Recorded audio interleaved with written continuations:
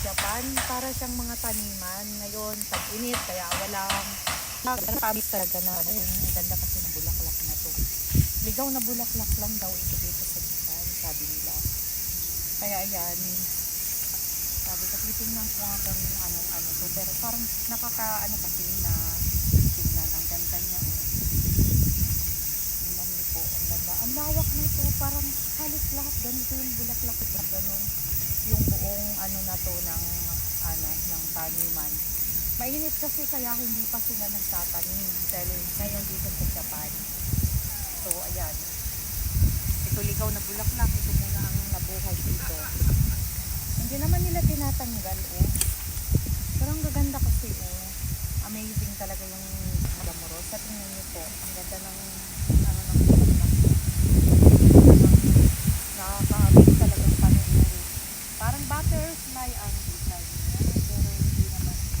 Pero to, parang nakadikit ata ito yung parang kadikit sa may dahon yung flower niya.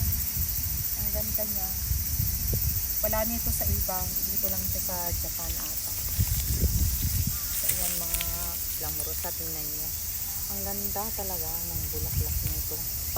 Ligaw na bulaklak daw ito dito sa Japan. Pero nakaka-amaze lang kasi tingnan niyo po yung kalawakan niya pa. Lahat ganito yung tanim. Pero hindi naman nila pala ito tinanim. Ligaw na bulaklak lang po ito dito.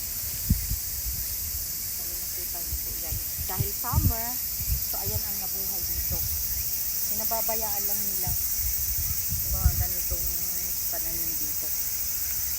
Alam mo naman, wala pang tanim dahil summer, tag-init.